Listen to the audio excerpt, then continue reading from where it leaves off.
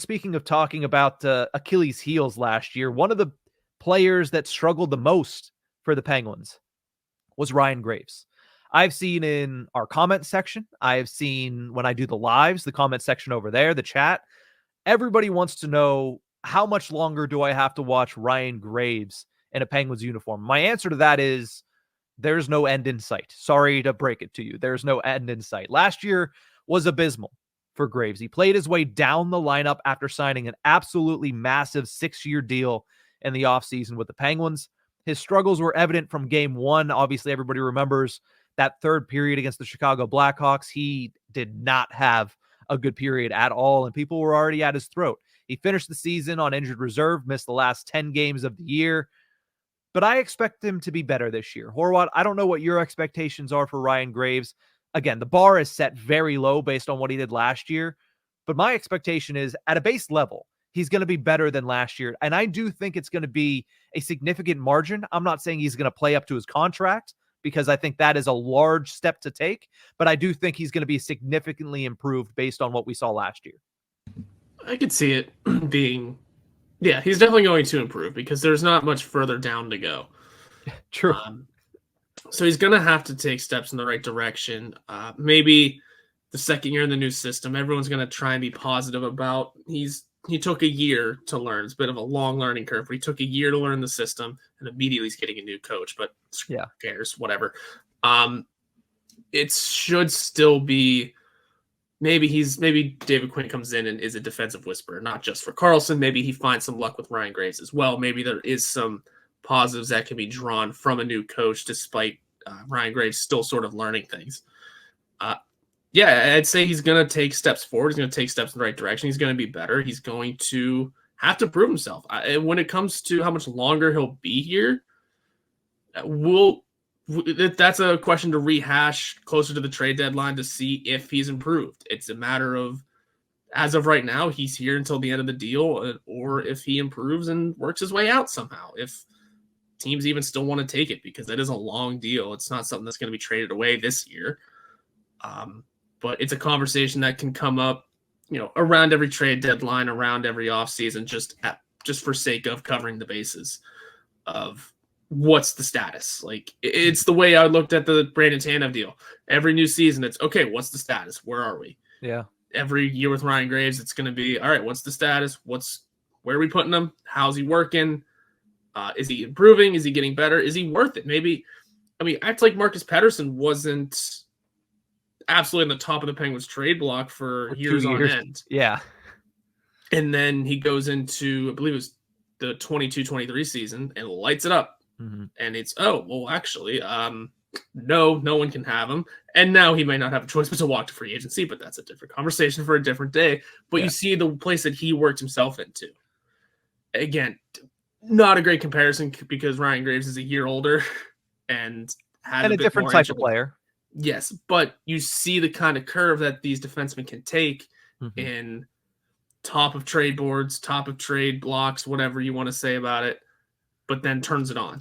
A little bit down the line, gets more used to things, turns it on, and then becomes a all hands off type of guy. The type of player you're protecting in expansion drafts. So maybe something turns around. I think everyone has not expectations that he will, but hopes that he will.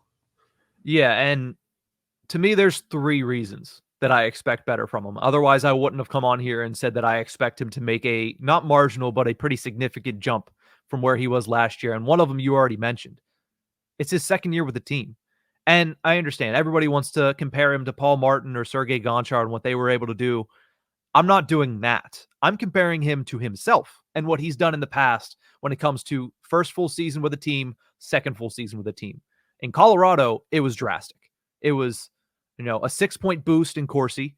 It was a 6-point boost in expected goals, a 4-point boost in scoring chances, a 6-point boost in high danger chances. And if you look at his second year in New Jersey, they weren't similar, but the floor was much higher for him. Now you look at where the floor is for him, it's lower. I expect it to be a pretty big boost. And another reason for that is he has less responsibility. We all expect, at least he's projected, to start the season on the third pairing. And that's going to give him better matchups. That's going to give him a better fit as a partner in Jack St. Ivany, who's also projected to start the season on the third pairing, which is going to allow Graves to move the puck more and to do the third thing. And the third reason that I'm confident that he's going to be better this year, and that's his confidence. I mentioned it at the outset of this segment.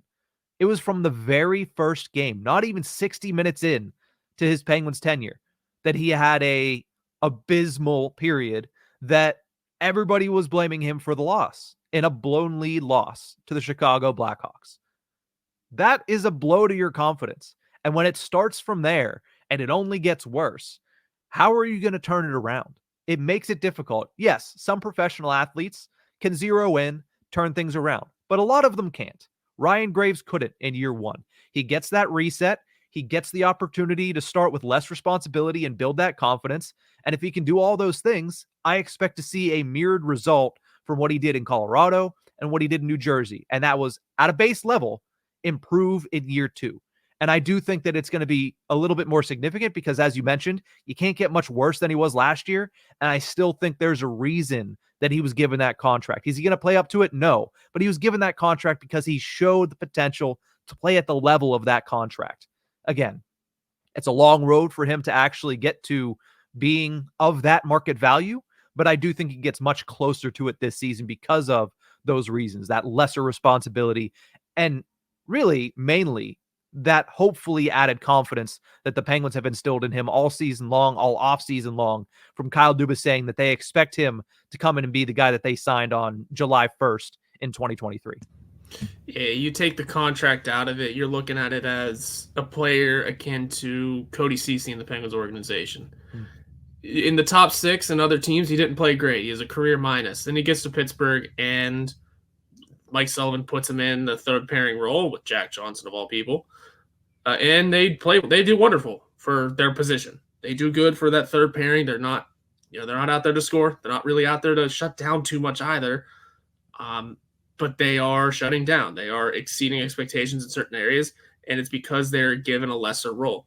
And that's just exactly the situation that Ryan Graves is going to have to head into this year. Mm-hmm. Go in with a lesser role. If he starts exceeding those lesser roles' expectations, well, then he starts moving back up a little. It's going to be an inch at a time if he can even get there, considering now that it's once again a not pretty stacked left side. But he'll be fighting through spots with, Matt Grzelcyk on the left side. Ryan Shea will still be around for at least another season. There's that situation. Sebastian Aho, not that one, is going to be here for 2 seasons, possibly. So, yeah, who knows what position he takes exactly, but there's going to be a little bit of a battle within the NHL lineup to see who goes up and out. And obviously Marcus Pettersson to start the year, probably number 1. Yeah. So we'll see how far Ryan Graves can take himself. If he spends all season on the third pairing, I mean, again, money-wise, not ideal. But fit-wise, it might be. If it fits and the Penguins are under the cap and still kind of able to maneuver and maybe extend Marcus Pettersson, depending on how that situation goes, and win games, then I don't think people are going to be too worried about money at this juncture. Plus, who knows where the Penguins are going to be 2-3 years down the line. Yeah. His contract, Ryan Graves' contract runs until 2029. So buckle up. Yeah, like I said at the beginning of this, there is no end in sight for Ryan Graves in Pittsburgh. You just have to hope that it improves, and I do think it will improve, but the one thing that does scare me, like you mentioned, is I think it'll improve if he gets a large portion, at least the first quarter, potentially half of the season, where he gets to play. Maybe that's a bit exaggerated, but he doesn't get shifted up immediately after finding any success. I think you need to let him stew in success a little bit if he finds it on the third pairing so he can build his confidence, because you look at that second pairing, it is a different animal. Once you get up there to play with a Letang or a Carlson, it's much different because you're taking away what he does best, which is move the puck himself, because there's no way when you're on a pairing with Carlson or Letang that you're going to be the one that moves the puck up, at least on the majority of the breakouts. So I think that's the one thing that scares me is above him is Matt Grzelcyk, and there is a large opportunity for that to fail. And if it does, then what are you left with?